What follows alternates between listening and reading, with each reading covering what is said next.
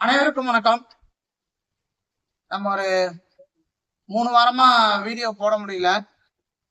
எனக்கு இதே வேலை அப்படின்னு நினைக்காதீங்க.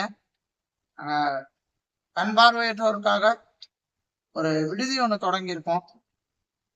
அவங்களுக்கு உணவு, உடை, இருப்பிடம், மருத்துவ வசதிகள் எல்லாமே உங்களை மாதிரியான நல்ல உள்ளவங்களுடைய துணையோட அவங்களுக்கு செஞ்சு தரலாம் அப்படின்றதுக்காக ஒரு விடுதி தொடங்கப்பட்டிருக்கு. அதுல தற்போதைக்கு ஒரு 4 பேர் இருக்காங்க.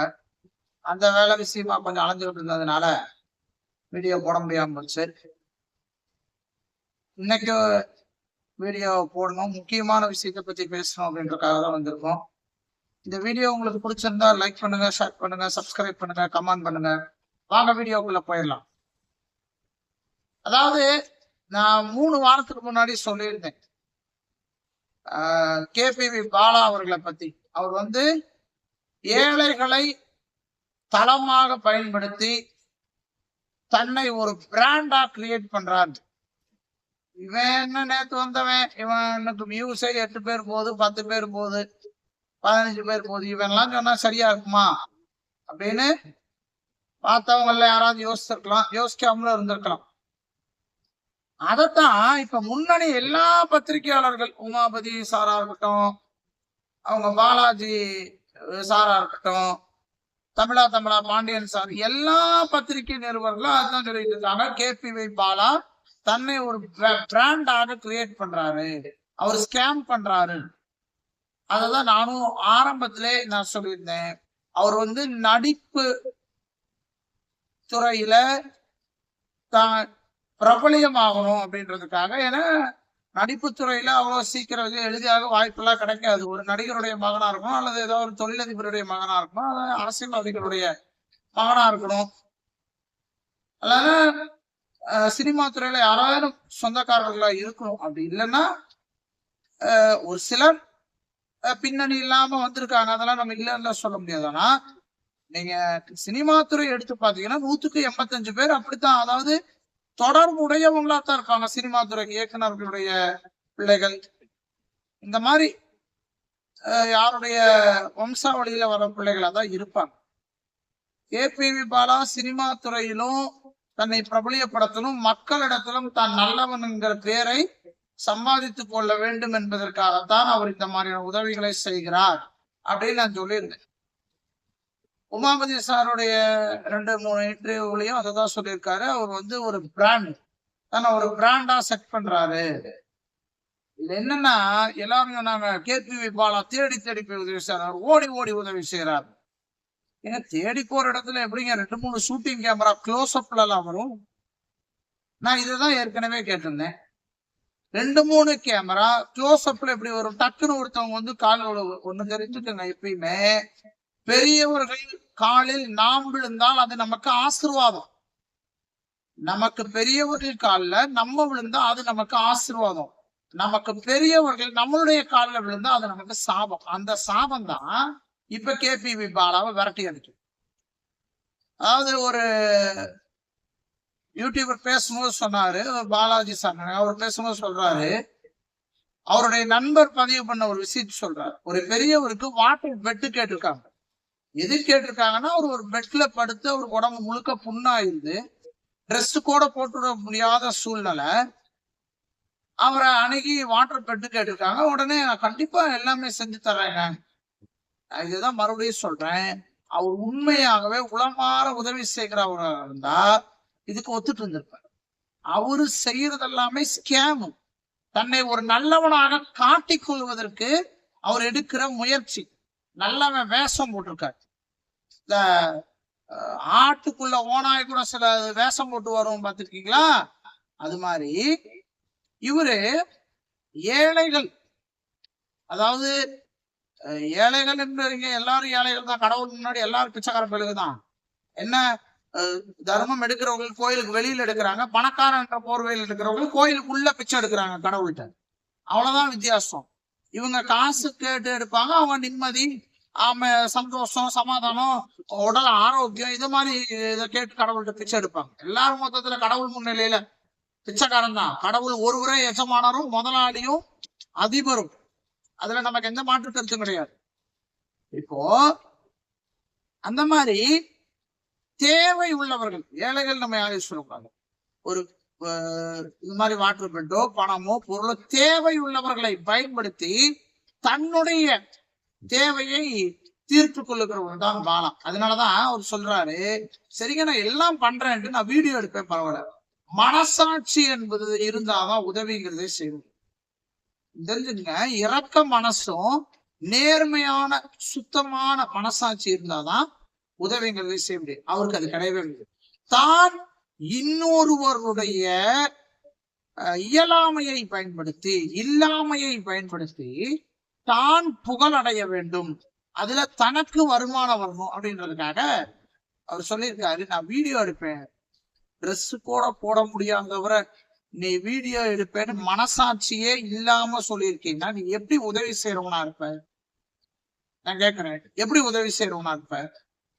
உனக்கு மக்களுக்கு யாரோ கொடுக்குற இந்த சில்லு கடையில சாப்பிட்டுட்டு நம்ம 4 எலும்பு துண்டை நாய்க்கு தூக்கி போடுவோம் பாத்தீங்களா, அது மாதிரி யாருகிட்டயோ வாங்குற பணத்துல கொஞ்சத்தை கொடுத்து நிறைய பேரு புகழ் பெருமை பந்தாவடி சேர்த்துக்கிற.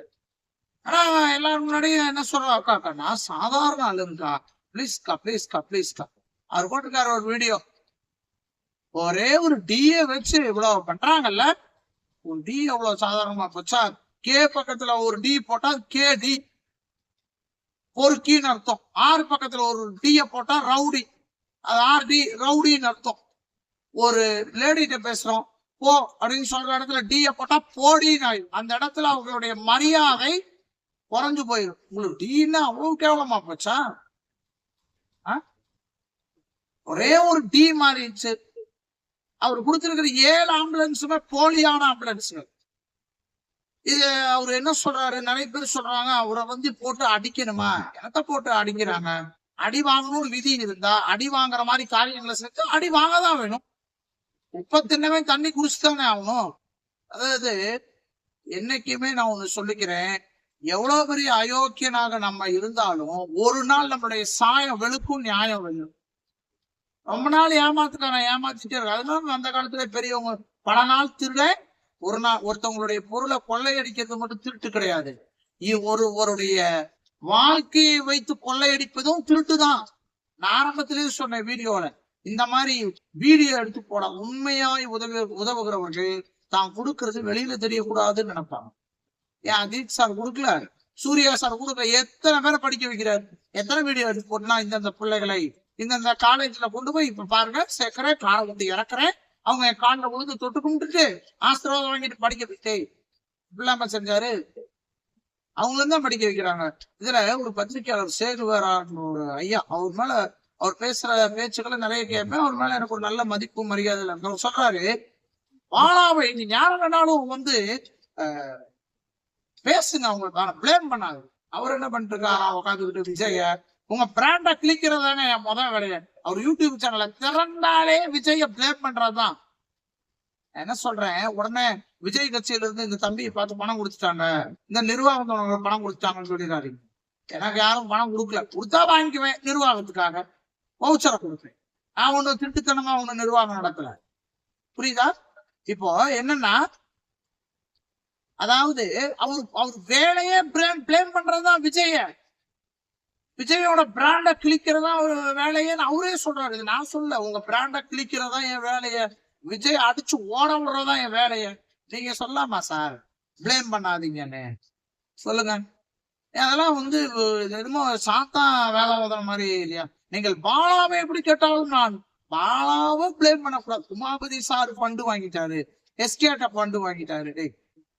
சிவகார்த்திகேயன் எனக்கு தெரிஞ்சு அவர் கிட்டத்தட்ட ஒரு 8-9 வருஷமா நடிக்கிறாரு. வருத்தப்படாத வாலிபர் சங்கம் அப்படின்னு நிறைய படத்துல நடிச்சிருக்காரு. அவருக்கும் இன்னைக்கு ஒரு 70-80 கோடி ரூபாயில சம்பளம் வாங்கக்கூடிய ஒருத்தர் பாலா பாஷையில சொல்லுகிற அவர் கைக்கூலியா, தினக்கூலி அப்படின்னு பாலாவே சொல்றாரு. நான் சொல்ல அவர் தினக்கூலி இல்ல, அவர் ஒரு ஏமாற்றுக்காரர் அப்படிங்கிறது எனக்கு நல்லா தெரியும்.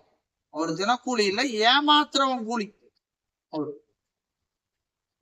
அவரு சிவகார்த்திகேயன் ஃபண்டு கொடுத்து பாலாவை அடிக்கிறாராம். நீங்க பாலாட்டை யாரும் ஃபண்டு வாங்கிட்டு சிவகார்த்திகேயன் இந்த மாதிரி டிமோட்டிவ் பண்றீங்களா? சொல்லுங்க. ஏன் உமாபதி சார் தான் ஃபண்டு வாங்கணும்னு ஏதாவது இருக்கா? நீங்க எல்லாம் ஃபண்டே வாங்குறது இல்லையா யூடியூப் சேனல்ல? உமாபதி சார் ஃபண்டு வாங்கினாரோ வாங்கலையோ அது எனக்கு தெரியாது. உமாபதி சாரோட வீடியோவை பார்த்து நான் பேசல. நான் 21 நாட்களுக்கு முன்னமே சொல்லிட்டேன். உமாபதி சார் 10 நாளைக்கு முன்னதான் சொல்லியிருக்காரு பாலா ஸ்கேம். நான் 21 நாளைக்கு முன்னமே சொல்லிட்டேன் அவர் ஒரு ஸ்கேம். இன்னொரு விஷயம், அவர் கொடுத்த எல்லா ஆம்புலன்ஸ்களும் போலியானது. ஆம்புலன்ஸ் ஒரு டீல தானே உங்களுக்கு பிரச்சனை. நீங்க ஆம்புலன்ஸ் எல்லாம் இரும்பு கடையில வாங்கப்பட்டது. 30 வருடங்களுக்கு முன்பதாக இருந்த காயலாங்கடையில பேரிச்சம்பளத்துக்கு போடுற பொருளை எடுத்து பெயிண்ட் அடிச்சு உங்களை வச்சு யாரோ ப்ரமோட் பண்ணியிருக்கான் ஆம்புலன்ஸ் அப்படின்னு. நீங்களும் பணத்தை வாங்கிட்டு ப்ரமோஷனுக்கு பணமெல்லாம் வாங்காம எந்த அவ்வளவு பெரிய தியாகியாக நீங்க? அவ்வளவு பெரிய தியாகியா? காசே வாங்காம உங்களை வீடியோ எடுக்குவாங்க. நீங்க போய் தேடி தேடி போய் உதவி கொடுப்பீங்க. அந்த காசு உங்களுடைய காசுல கொடுத்தாங்க. உங்களை ப்ரமோஷன் பண்ணியும் காசு அவங்க எடுத்துக்குவாங்க. ஆனா நீங்க பணமே வாங்கல. காதுல எவனாவது பூ சுத்துறதுக்கு ஆள் இருந்தா அங்க போய் சுத்துங்க. மக்கள்லாம் ஒண்ணு அந்த அளவுக்கு பைத்தியக்காரமும் மென்டல் லூஸா சட்டை கழிச்சுட்டா தெரியும். என்ன இது ஏழைகள் உங்களுக்கு இயலாமையில இல்லாமையில கேட்டா போதும். அவ்வளவு மட்டமா போயிட்டோமா நாங்கெல்லாம்? இல்லாமை உள்ளவர்களால் தான் நீங்க இன்னைக்கு உயர்வான நிலையில அவங்களுக்கு கொடுக்கறதுனாலதான் உங்களுக்கு உதவி செஞ்சீங்கன்ற பேரை அவங்க போடுற அந்த பேரும் பெருமையும் உங்களுக்கு பிச்சை. முதல்ல தெரிஞ்சுக்கணும். கேட்டா ஒரு இன்ஸ்டாகிராம்ல நான் வீடியோ, அவரு யூடியூப்ல ஏதாவது கம்பெனியோட அக்ரிமெண்ட் வச்சிருப்பாரு, ப்ரொமோஷன் பண்றாங்கல்ல, யூடியூப்ல வருதுல, அவர் அப்படி பண்ணாரு இப்படி பண்ணாரு. அவங்க போடுறாங்கல்ல, அவருதான் போடணுமா? அவரு வச்சு இருக்கிற வீடியோவை மத்தவங்க போட்டா காசு வராதா? ஏன் இப்ப எத்தனையோ யூடியூபர்ஸ் போய் யூடியூப்ல பேசுறாங்க, காசை வாங்கிட்டு தானே பேசுறாங்க.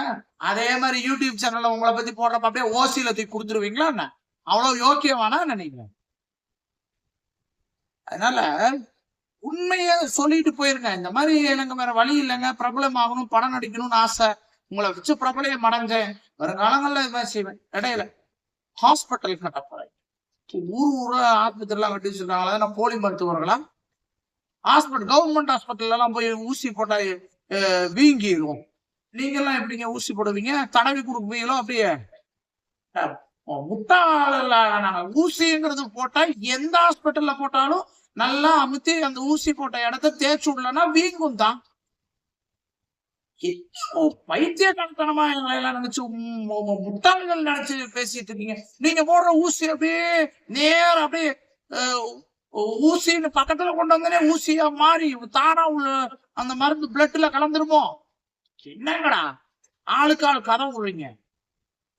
இதுக்கு நாளை பத்திரிகையாளர்கள் வேற வெக்கமே இல்லாம உங்களுக்கு வக்காலத்து செய்வாரா சார் மாதிரி?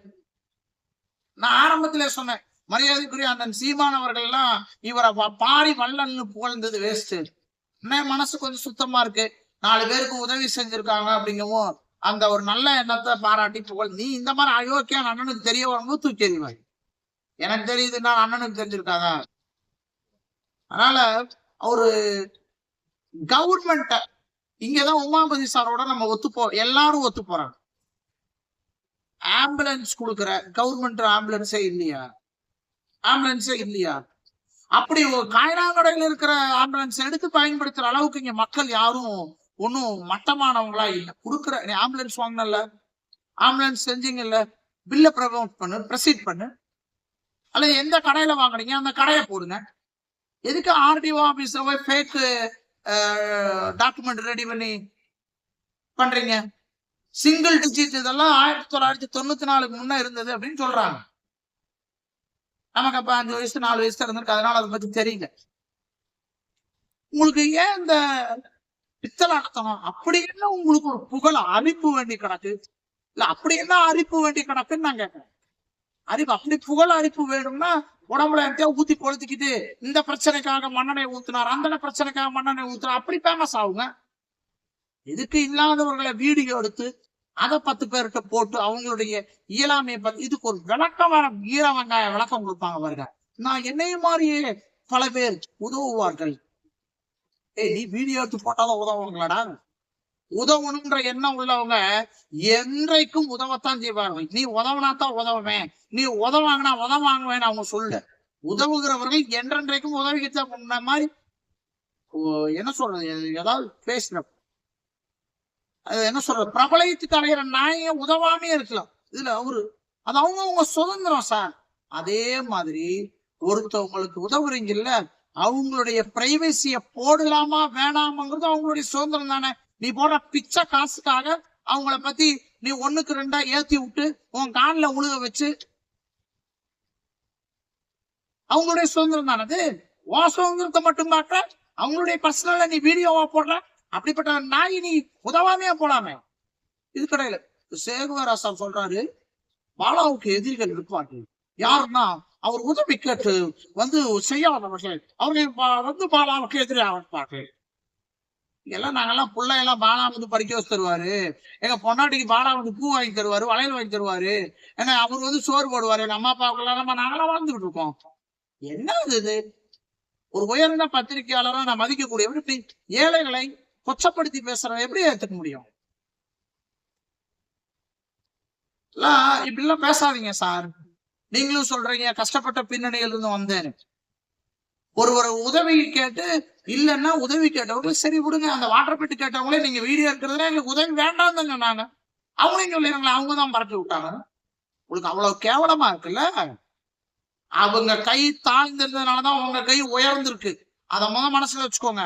எந்த யூடியூப்ல எந்த ஏழைகளை வைத்து நீங்க வெகுமானத்தை அடைஞ்சீர்களோ அதே யூடியூப்ல அதே ஏழைகளுக்கு முன்னால நீங்கள் குப்பையில தூக்கி வீசப்பட்டீங்க. பூமி சுத்துதுங்க, பூமி சுத்திக்கிட்டு இருக்கு. கடவுள் ஒருத்தர் மேல இருந்து பாத்துட்டு இருக்காரு. நம்ம முட்டு கொடுக்கலாம், சொம்பா இருக்கலாம்.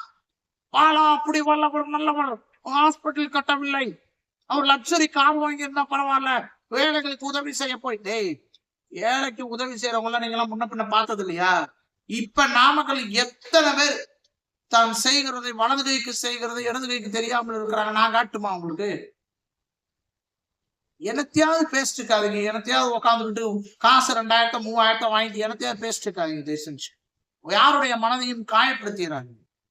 ஆகவே பாலா ஒரு கைக்கூலி என்பதுல எந்த சந்தேகமும் இல்லை.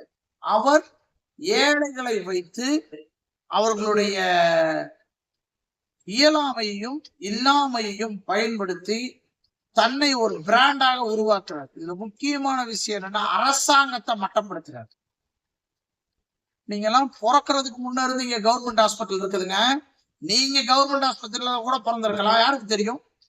நீங்களாம் கவர்மெண்ட் ஹாஸ்பிட்டலுக்கே போனது இல்லையா? நீங்க உங்க அம்மா அப்பா பிறக்கிறதுக்கு முன்னாடி நீங்க கவர்மெண்ட் ஹாஸ்பிட்டல்ஸ் இருக்கு, புரியுதா? எத்தனையோ பேர் இன்றைக்கு அரசு மருத்துவமனையில